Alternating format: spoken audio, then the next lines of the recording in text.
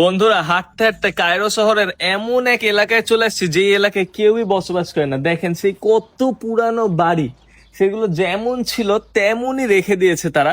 এটার কোনো চেঞ্জই করে নাই, এই জায়গায় কোনো মানুষই নাই। তো আমরা হাঁটতেছি, খুবই ইন্টারেস্টিং লাগতেছে এরকম ভাঙা চূড়া বাড়ি দেখতে। পুরান পুরান সেই ঐতিহ্য বহন করে এই সবগুলো বাড়ি। বিশাল বড় এই এলাকাটা, খালি ভাঙাচুরা বাড়ি, কিন্তু কোনো মানুষই নেই। আমার মনে হয় এটা কায়রোর সব থেকে আনএক্সপ্লোর্ড এরিয়া। এখানকার বাসাগুলো আপনি দেখেন কি ভাঙাচুরা, এগুলিতেও মানুষজন থাকে। কায়রোর এই জায়গাকে বলা হয় দ্য সিটি অফ ডেড, কারণ এখানে ইসলামী মধ্যযুগের অনেক পুরানো হাজার হাজার কবরস্থান এবং মাজার আছে। আর এই কবরস্থান কয়েক কিলোমিটার জুড়ে বিস্তৃত। মধ্যযুগ থেকে এটি কায়রোর মৃতদের শহর হিসেবে পরিচিত। বহু বছর আগে কায়রোতে জনসংখ্যা বেড়ে যায়, তখন কায়রোতে বাসস্থানের সংকট হয়। আর গরিব মানুষজন এই কবরস্থানের ভেতর বড় বড় সমাধি ও মাজারগুলোকে বাড়ি হিসেবে ব্যবহার করতে শুরু করে। এখানে একদিকে আছে কবর, মাজার, দাফনকৃত মানুষ, অন্যদিকে আছে শিশুদের খেলা, দোকান, চায়ের দোকান, মানুষের বসবাস। সেই কারণেই একে বলা হয় সিটি অফ দ্য ডেড, মৃতদের শহর। কায়রোর এই সিটি অফ দি ডেড এর লোকালয়ে হাঁটতে হাঁটতে হঠাৎ করে একটা বাচ্চা ছেলে আমাকে ফলো করা শুরু করে।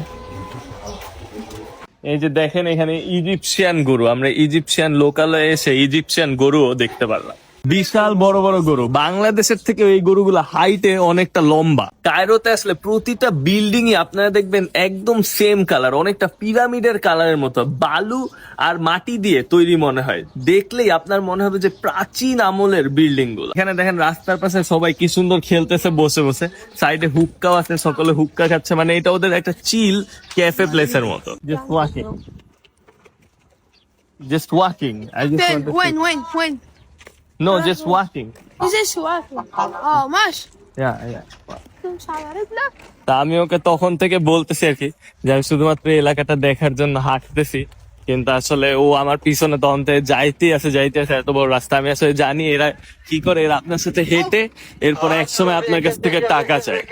এটার কি ওদের একটা ধান্দা।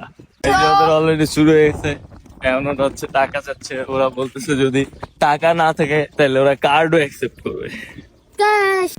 دعاء محمد.